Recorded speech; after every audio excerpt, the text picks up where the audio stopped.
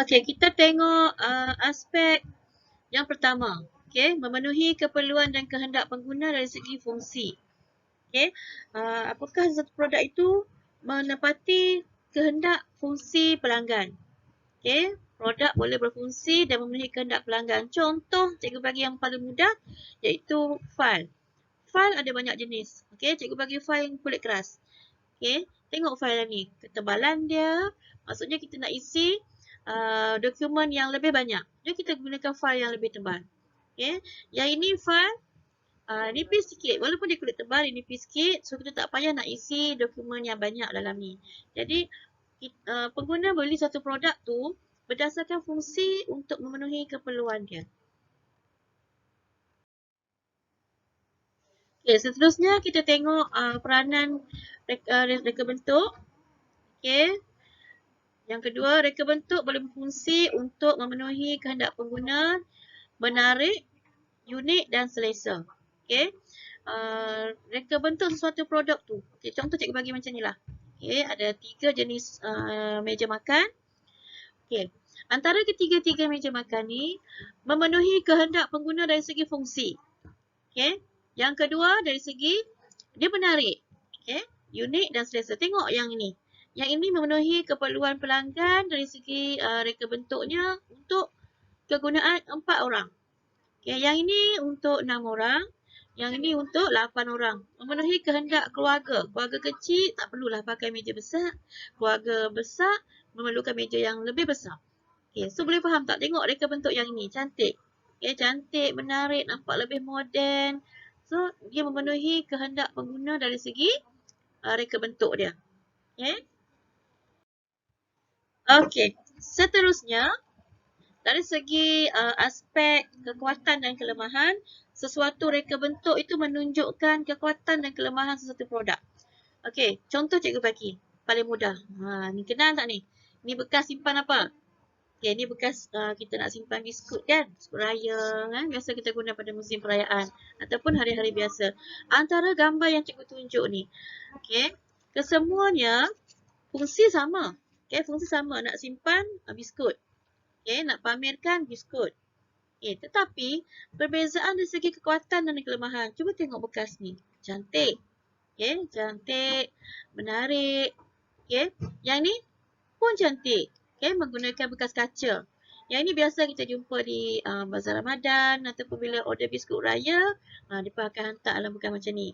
Okay, ini juga bekas menyimpan biskut. Perbezaan dia ialah bekas ni, semua ni cantik. Tetapi kelemahan dia apa? Okay, kelemahan dia ialah bekas ini kedap udara. Biskut fungsi dia, biskut sifat dia. Okey, dia mudah lembik ataupun lembut bila terkena dengan udara.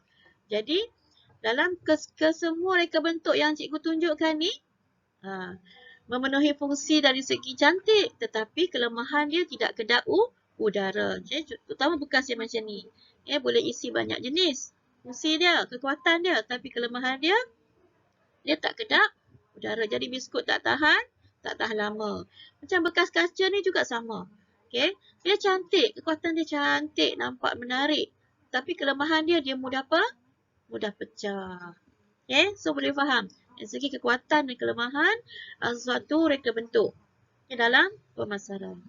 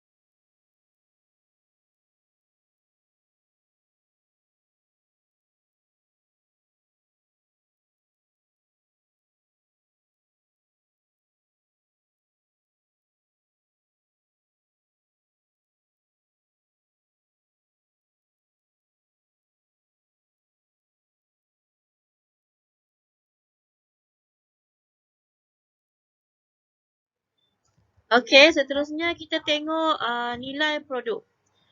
Okey, kenapa pelanggan memilih sesuatu barang berbanding dengan barang lain? Dan kenapa pelanggan memilih perkhidmatan tertentu berbanding dengan perkhidmatan yang lain? Okey, tengok. Pelanggan boleh mengenal pasti nilai produk tu sama ada memenuhi kehendak atau keperluan sahaja. Okey. Apabila pengguna mendapat faedah daripada penggunaannya. Okey, contoh. Cikgu bagi contoh. Nilai dari segi nilai barang. Okey. Kedua-dua jenis, ini radio. Kedua-dua jenis radio ni fungsi dia sama. Tetapi kepuasan dari segi pelanggan. Yang atas ni hanya boleh mendengar radio. Okey. Yang bawah, radio bawah ni, dia ada aplikasi internet. Boleh pasang CD. Okay. So, nilai yang pelanggan dapat apabila membayar sesuatu produk. Seterusnya, kita tengok. Okay, yang kedua ialah perkhidmatan. Okay, nilai perkhidmatan. Kedua-dua jenis pengangkutan, perkhidmatan dalam penerbangan. Okay. Boleh tengok ya penerbangan yang pertama ni dengan penerbangan yang kedua.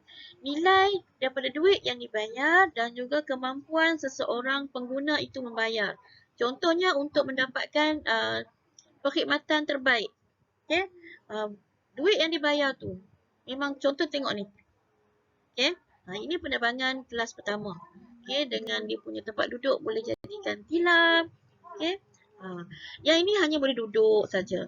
So, bezalah nilai perkhidmatan yang dibayar tu dan kepuasan yang seseorang pengguna dapat. Okay. Seterusnya, kita tengok yang seterusnya. Okay, seterusnya kita tengok peranan reka bentuk dalam aspek memenuhi kehendak pelanggan dari segi trend. Trend ni gaya. Okay, style. Ditentukan oleh permintaan dan penawaran. Okay, seseorang pengeluar mengeluarkan sesuatu produk berdasarkan kepada permintaan pelanggan. Okay, untuk memenuhi gaya hidup dan teknologi. Dan trend ini hanya dalam tempoh tertentu serta dia berubah-ubah. Dia takkan tetap sampai bila-bila. Okay, contoh telefon. Ni paling mudah lah. Semua orang ada telefon sekarang ni. Kalau dulu telefon macam ni hanya orang kaya je ada. Okay. Ini telefon bimbit. Daripada sini, okay, telefon yang kat rumah ni hanya boleh menerima panggilan masuk dan keluar. Okay, yang ini boleh hantar SMS. Dia dah upgrade sikit. Sekarang ni dah lebih canggih. Okay, telefon pintar. Okay, itulah kita panggil gaya hidup dan teknologi yang berubah mengikut tempoh-tempoh tertentu. Dia tak tetap. Okay, dari segi teknologi. Yang kedua, kita tengok fashion. Okay, ni fashion. Fashion ni dulu tersohor lah. Okay, iaitu baju kurung. Okay, kemudian fashion berubah mengikut tempoh tertentu dan berubah kepada gaya yang lebih moden. Okay, so boleh faham ya? Trend macam mana perubahan berlaku. Okay, kita tengok peranan reka bentuk yang kedua, iaitu sebagai saluran komunikasi pengeluar kepada pengguna. Apakah maksud komunikasi? Komunikasi ialah proses untuk menyampaikan maklumat dan perihal mengenai produk dan perkhidmatan kepada pengguna. Komunikasi berlaku antara dua pihak, pengeluar, pengguna. Dua pihak saja. Jadi reka bentuk suatu produk memainkan peranan yang penting sebagai saluran menyampaikan maklumat kepada pelanggan. Setiap produk mempunyai pengenalan diri sebagai identiti dia. Penting untuk menarik minat pengguna baru dan mengekalkan pelanggan yang sedia ada. Kita tengok apakah dia pengenalan diri produk. Yang pertama dari segi penjenamaan. Yang kedua, dari segi kesetiaan. Yang ketiga, boleh diingat. Yang keempat, dikenali. Yang kelima, kebolehpercayaan. Kita tengok aspek yang pertama, iaitu penjenamaan. Dari segi nama. Nama kita panggil brand name, bentuk nama. Yang kedua, brand mark. Yang ketiga, trademark. Yang keempat, trait karakter. Okay.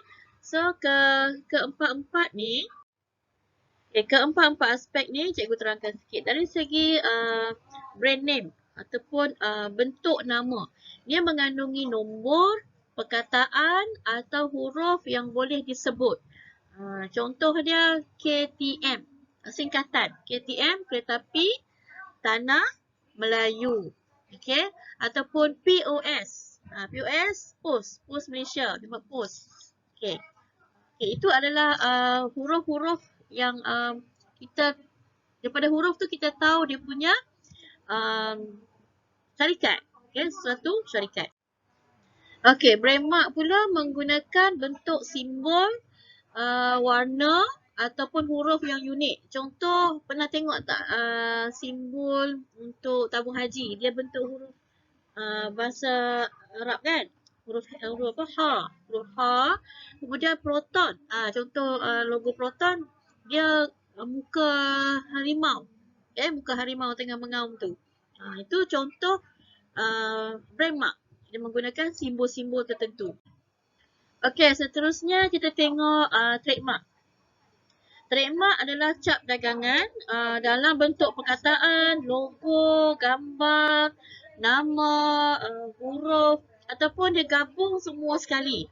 Okey, contoh jenama biskut.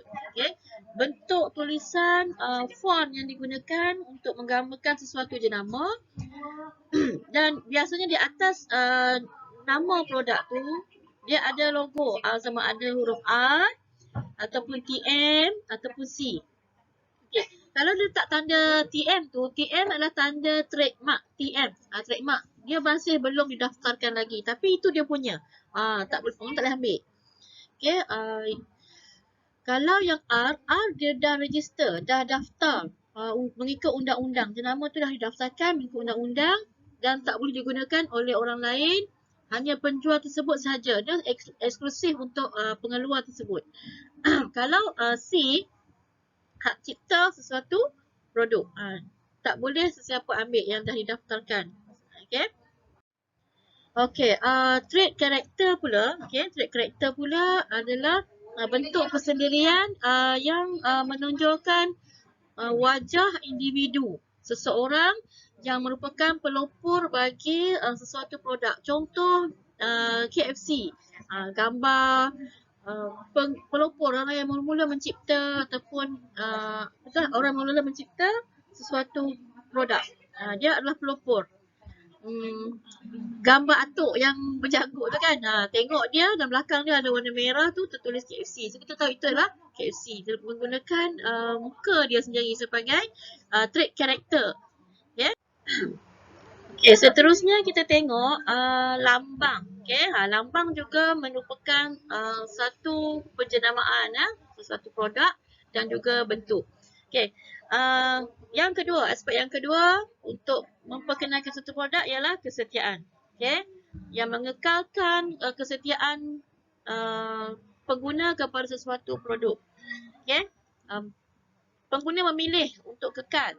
Okay, dalam satu produk sebab dia percaya kepada jenama tersebut. Okay. Okay, seterusnya reka bentuk berfungsi supaya pengguna boleh ingat sesuatu produk. Dari segi nak ingat macam mana, dia titik sesuatu produk merangkumi fungsi, warna dan bentuk fizikal. Contoh ubat gigi. Dalam konteks kamu dia bagi contoh ubat gigi. Okay. So kita tengok fungsi ubat gigi tu apa. Jadi pengguna boleh ingat ubat gigi ni macam ni, rasa dia, jenama ni lebih dia punya mint dia lebih terasa. Ubat gigi yang ni untuk memutihkan gigi. So itu adalah macam mana reka bentuk satu produk mudah diingat oleh pengguna. Okay, pengenalan diri produk yang seterusnya ialah boleh dikenali. Okay, boleh dikenali bermaksud reka bentuk produk dapat menguasai pasaran kerana telah dikenali oleh pengguna. Lazimnya produk ni dah lama di pasaran dan boleh dikenali melalui bentuk fizikal dia saja. Bentuk fizikal bermaksud paket dekat luar. Contoh lampu teks diberi roti, beraneka jenis roti, di mana pelanggan boleh kenal sesuatu roti melalui packaging di luar saja. Okay, so dari segi aspek yang boleh diingat tadi, okay, dari segi warna, dari segi fizikalnya, okay. Baik, seterusnya kita tengok produk itu dikenali. Okay, bagaimana produk itu dikenali ya. Okay. Kemudian seterusnya kebolehpercayaan kepada sesuatu jenama. Seseorang pelanggan dia akan percaya kepada sesuatu jenama dan sama ada kita dah guna jenama tu dan kita rasa dia berkualiti dan kita akan kekal kepada sesuatu jenama. Walaupun mahal, kita akan tetap dengan sesuatu jenama. Contohnya bekas makanan atau bekas menyimpan makanan jenama Tupperware. Dia mahal tapi seorang pengguna itu sanggup mengeluarkan wang untuk membayar suatu produk atas kepercayaan kepada kualiti. Okay, kualiti produk tersebut. Fungsi dan jaminan keselamatan sesuatu produk. Okey. Itu adalah kesemua aspek-aspek yang berada di dalam pengenalan diri produk sebagai satu fungsi dalam pemasaran. Okey. Kita tengok yang terakhir ialah peranan reka bentuk untuk mengukuhkan penjenamaan sesuatu produk. Okey. Apa yang dikatakan mengukuhkan penjenamaan sesuatu produk ada dua. Okey, yang pertama, rakan perkongsian teknologi dan produk. Yang kedua, rakan strategi perniagaan. Okey, rakan perkongsian teknologi dan produk ni cikgu bagi contoh gabungan perkongsian teknologi dan produk daripada pengeluar yang berlainan. Okey, digabungkan menghasilkan reka bentuk yang baru. Contohnya perjanjian teknologi antara DRB Highcom dengan syarikat Zhejiang Geely pada tahun 2017. Okey, Geely ni syarikat pengeluar daripada China. Okey, syarikat pengeluar kereta daripada China. Antara yang terbaik di dunia lah.